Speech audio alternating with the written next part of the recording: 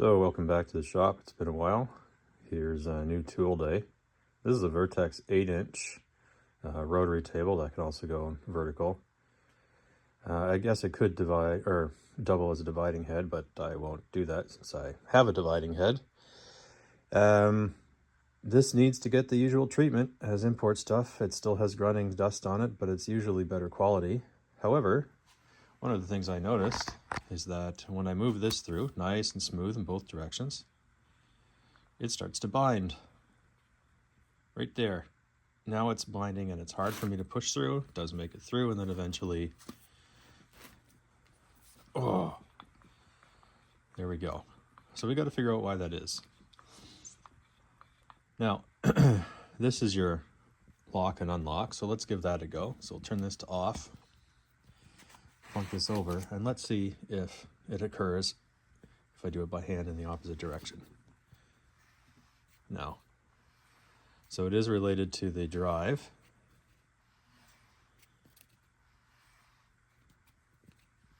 Yeah. So it is related to the connection, the meshing point of the inside, and to the worm. So, time to get into it, and let's see what's causing the problem. So, first things first, take off the easy stuff that you can.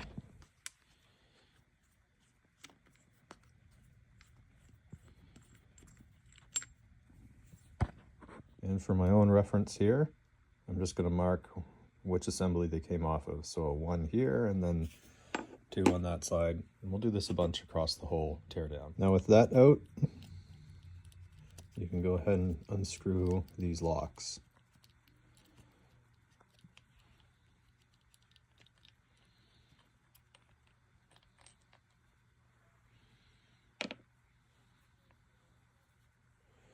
And that's what they look like. Not stellar, you know, the fit and finish isn't there, but it'll work.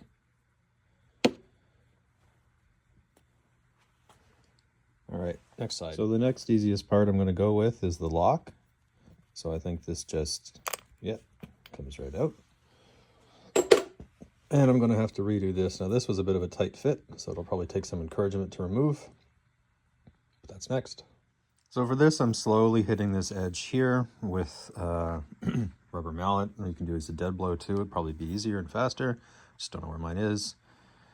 You can see a little bit of fit and finish stuff here, like that came out of the factory like this. And then this probably took an impact on shipping. Actually, I'm certain it did.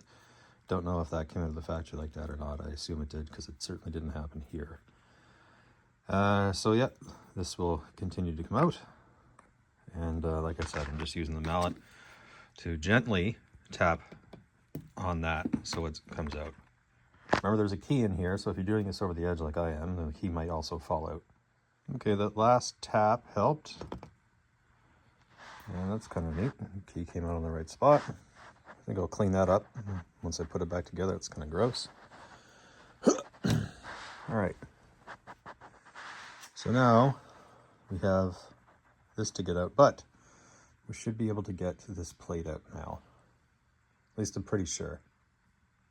So we'll go ahead and do that. And to do that, we have to flip it over. Okay, so we have one set screw there, and then we have to find the appropriate wrench to go into this two-prong and then spin out the lock. So that's a pretty small one. It'll be metric. It's probably 3 mil.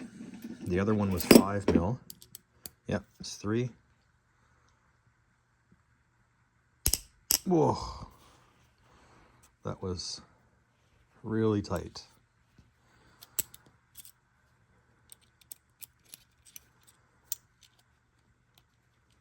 I haven't been able to find my punch, so what I'm going to do is use the brass punch and just knock it out like this.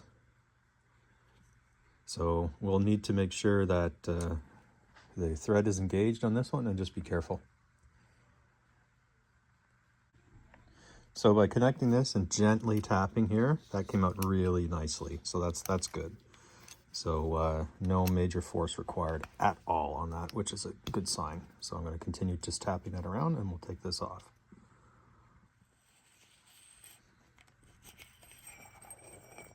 Okay, let's see. Ah, interesting. So there's a tension there too. See that cut? So this is a tension ring. Interesting. So maybe that explains why that was so tight. And now we see a nice bearing. Cool. So I have to make sure that the oh, it's okay, so it's acting as a retaining clip and as the tensioner on the roller bearing. Very nice. Okay, same deal, using the mallet, hitting this out, it does move. But now we got to be a little bit more careful, right? So it is going to pop out that way, but I think we're locked still. So now, there we go, now we're free. Okay, great. So more hitting there and sort of lifting up on the casting as you're doing it, or putting something underneath the casting and helping to pry it out. All right, because the gears aren't meshing right now and it's freely to move, I'm going to use the pry bar here to help encourage it out, but I'm going to put some copper around the tip of the pry bar so that I don't damage the actual nicely machined wheel. So as you can see here, slowly making that gap bigger and being very careful not to damage anything. Okay, there we go. It came out with some very focused and controlled movement, and now we get to inspect. So 2 bearings.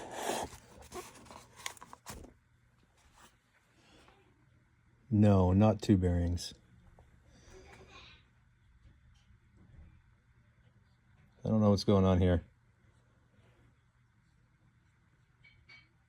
Why is there a taper part here in this? Ah, there we go. Okay, there. 2 bearings. That's great to see. That's like really good, actually. It's sweet that there's 2 bearings. So there we go.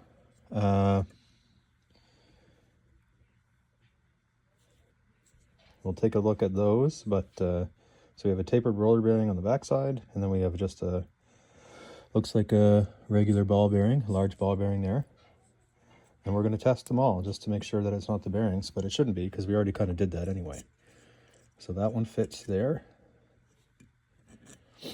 We'll put that over here, and then we will check. Nice and greased. Yeah, no issues at all with that. So now we have to check here. We need to see if there's a problem with the gearing. And if it's not that, then maybe it's a problem with the worm, and maybe that's bent or something. But given that that would rotate everywhere, and it has spun everywhere, I think it probably means there's something here. But let's take a finer look. So with the inspection here, you can still see the grinding dust. They don't take off. So go ahead and clean all that up. Now I suppose this is sort of backwards order, because if that's damaged there, then anyways, we're going to do it because we're here.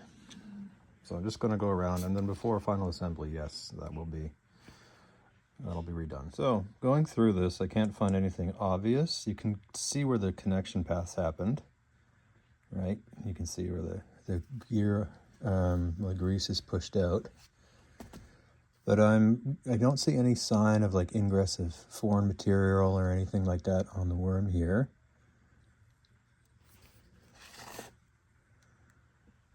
I don't see any sign of ingress of bad material, so this piece looks well done. I think I'll try to keep the same grease on there for the time being. So I wonder what's causing it to bind, unless that is not... No, it can't be, because it's free moving in there. So it's got to be on the worm. Let's take another look. Onward. All right, a little bit more inspection here. Really nothing glaring. So that surface obviously needs to get oiled. We have the oil ring for it. So we're going to pull this apart now. So a set screw, and then there's probably some positioning screws in behind here. And we'll take a good look at that and figure out what's going on. I can already see something here.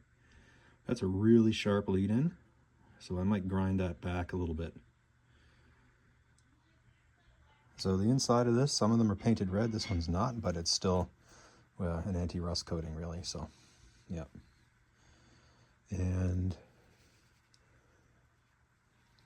nothing glaring as far as the finish on that, on the inside. No bumps or anything weird. Okay, let's keep going. So these are both 2.5 mil on this collar here. So we'll loosen that. So this is actually a threaded collar. So once you have the set screws up a little bit, you can use your brass punch to gently tap this over, and that will give you enough torque. And just before I finish tapping that out, or rather tap it out, I've sort of put a witness mark here. So this one here will align with the flat and roughly the center. So we'll use that, and this one is just slightly off the side of the key. So that'll be our reference point. All right, I was actually having a little bit of trouble getting this off. So procedurally, it might be better to leave this in and then take this nut off before you get to that. So now this should have enough resistance for me to tap this around. All right, that didn't work. So we'll have to use a clamp here, and then, yeah, we'll have to use a clamp here and then knock this out with brass. Actually, come to think of it, this will probably slide off of that. So we can probably not chase this tensioner till afterward. And then let's try to get this off. Looks like we have set screws pretty much everywhere. They look like 2.5. Yeah. And then we should be able to get that out. So these ones here, surprisingly easy, or at least on mine, to loosen up. So even with removing these long set screws, you can, like, they're still very grindy on the inside. So we'll be washing this part as well.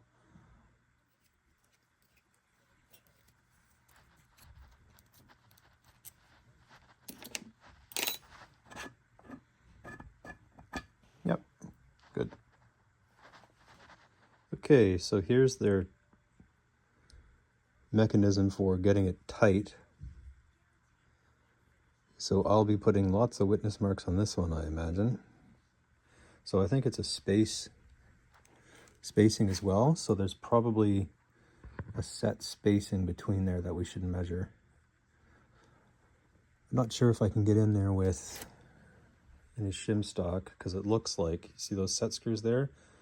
I imagine those are, on focus, I imagine those are distance to make it like perfectly level relative to the casting.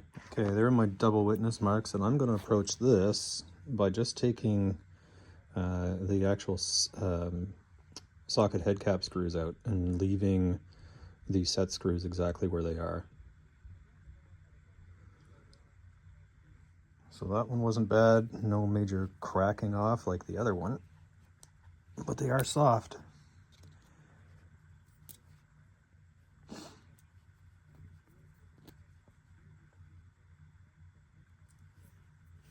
Okay, and we'll repeat this.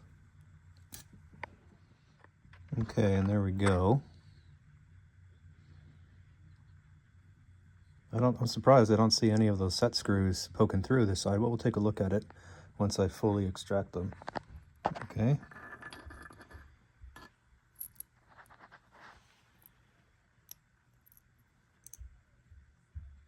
It doesn't actually look like any of them have been put in further than being flush. So I wonder if that has anything to do with it.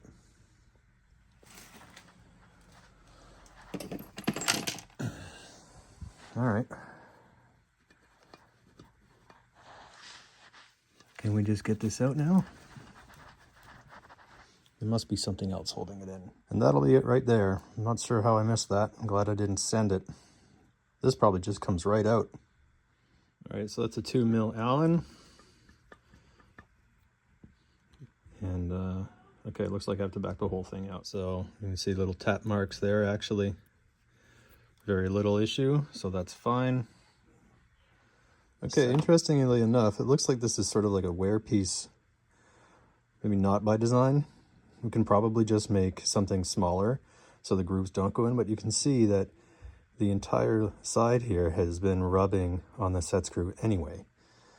So that's not really very elegant. It would be better to have like maybe a longer piece of metal that's cylindrical, so it's not rubbing on that. So maybe I'll put something in there if we can't fix what's actually happening. Okay, brass wear there. So let's see what's going on. Okay, so there is a bit of crap actually near the bottom here. So I think I'm going to take off all this grease and we'll inspect it, but like the lead out and the lead in are both not overly well done. So we'll clean that up and take another look. And I am going to get rid of that so we can inspect to see whether or not this is actually bent. All right, and so inside here, also full of dust. So, I mean, it's not that bad, but still take the time to go and clean it. So now we're going to open this up. Okay, so I got a clamp to the soft jaws. There's about 2 threads from the base, just for my own reference. And it looks like we have a preload or something there. So I'm going to try to take that screw off. Or you know what I mean, the collar. Okay, using the Niplex pliers. It's a lefty-loosey, so there's no weird stuff here. But because of those set screws, the threads might be a little bit damaged.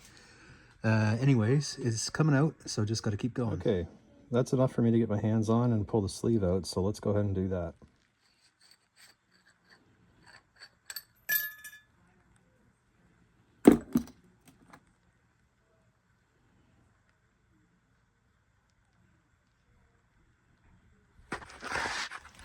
So the question is that bent? Like it's supposed to be on a cam, but the cam isn't supposed to be here. So is this bent? Okay, so on further inspection, you can kind of see where they jammed those set screws down into that. So, you know, that's not very elegant. It's cheap, it works, as long as you don't want to manipulate it. I suppose what I could do is find the appropriate die, drill those out so it actually attaches there, but I probably won't. I'll run a die down it. It's too hard for me to tell by eye whether or not that's bent. But I don't really know what else I can do. I am going to measure it, but I will grind that because I do think that's probably part of it. I think that's catching, and see how it's bent away? I think I'm going to grind that down until there's more actual engagement there. All right, I don't know if there we go. You can kind of see I don't have an edge there. Let's bring it up and see if it'll focus. There, so I've ground that. Oh, come on. I've ground that back. So the Acme thread connects much more nicely. So now I'm going to put it in the lathe chuck and test the run out down here. Okay, so here it is on the lathe. We'll give it a bit of preload. All right, let's see. Now we have a oil line through there.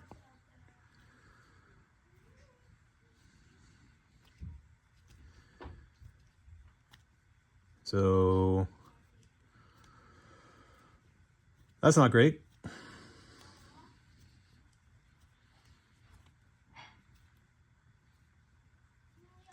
25 thousandths.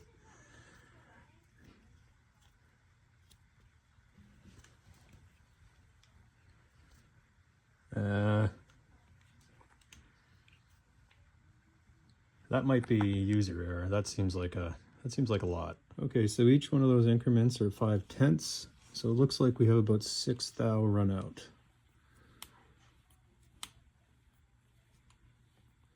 That's probably within tolerance. I'm not going to worry about that too much. Okay, my suspicion is that what was binding was the end of that. The end of the lead screw here. So I think grinding that down and making that connection better will solve the problem.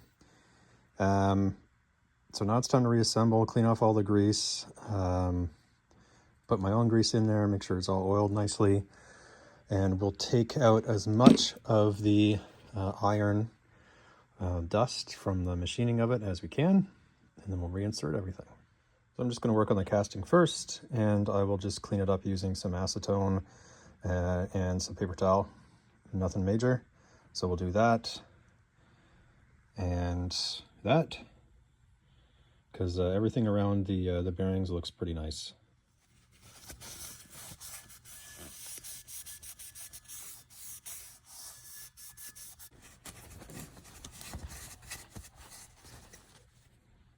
Pretty good. All right, now this is an oiled section, not a grease section. That's the oil fill hole. So I'm just going to clean this up as well.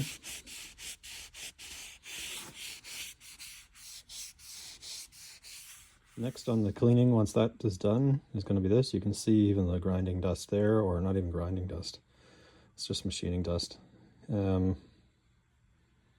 so we'll run the same acetone cloth down through there, oil it up, put our brass connection piece back in, our brass bushing, and then start the retensioning process. So again with this, just jamming an oily rag all the way through, and then I'll thread it through and then run the outside around. And here we go. Honestly, that's not too bad. All right, that piece is done. I think I'll use whatever oil I have on hand, which is SAE non-detergent 530, 5W30, no, SAE 30, yeah, SAE 30. So that's what I'm gonna do. I'm gonna plunk that back in,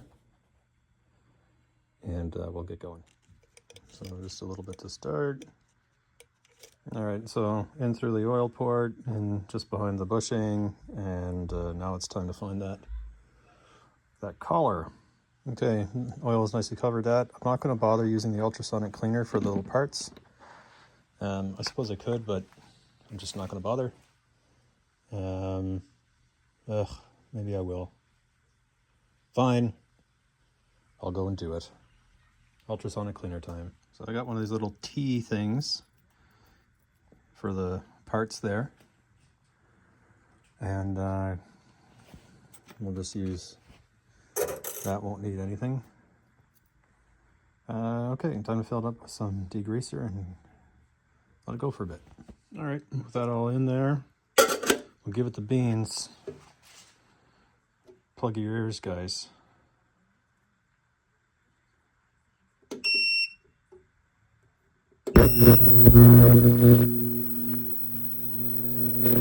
Alright, we're all done here.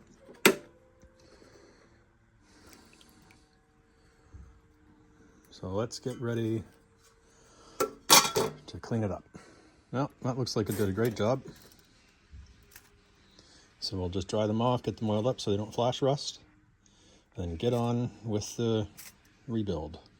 All right, and there we go. That was the correct choice. Everything here is much, much nicer to handle. Much, much nicer. So I'll get some compressed air, help dry these off, and we'll oil them all up. All right, now for the reassembly.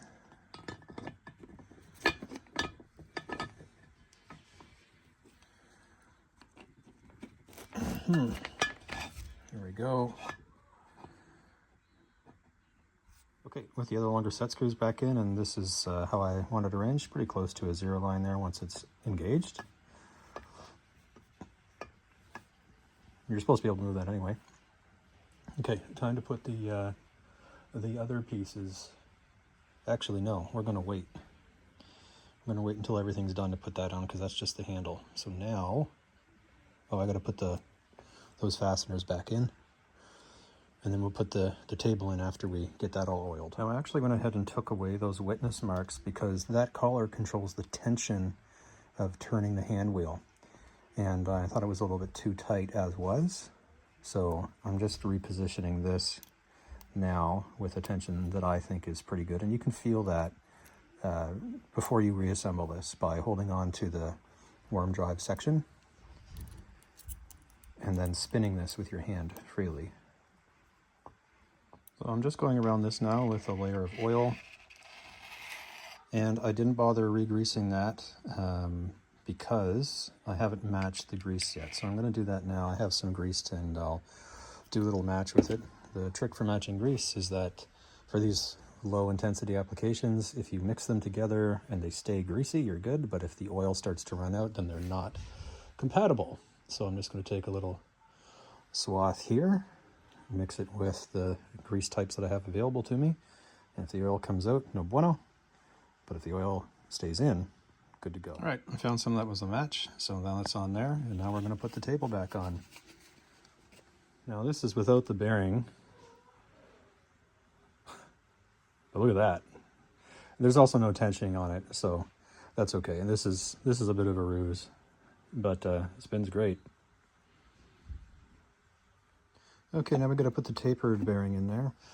I do have a bearing heater that I could use to put this in, but I think, yeah, it just plops right in because it's one of those tapered. So we're good to go, and start putting the tension on it. So same sort of deal here. Once we get in enough, we'll start putting the tension on. Okay, with that done, let's give it a go. No bolts left or fasteners. Okay, with the tensioner on, the free spinning is fine. It's nice. I like that tension on there. Feels solid. Pretty much just matched it to be flush with the end there and then tighten it down, but not as much as it was before. Okay, let's put that handle on. Okay, here's the moment of truth. Well, that spins really nice now with that setting. I feel a little bit of binding here.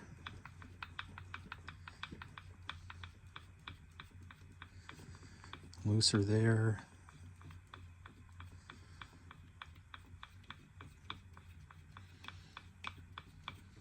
Looser there. Oh, we stopped again. So the bind is still there, but it's not as bad. So we must actually have a bent something. So right around the 70 or 80 mark or something, it gets quite tight there. And then it loosens off again. So, and that I'm adjusting through here about how far over on is actually on. If I loosen this and really pull that over, it's quite a bit tighter everywhere now. All right, so final conclusions, I suppose. I have this dialed done to where I like it. It's very responsive. For a new item, I don't think you can do much better than this these days. Old iron is still preferred. So if you have an opportunity to get a good shape, old English or old American rotary table, or even Spanish, probably Italian, anything that's made in the West, it'll be better than this, most likely, unless it's damaged. But the usual protocol here with any import stuff, it's still better than some of the other ones that I've seen. So thanks a lot for watching.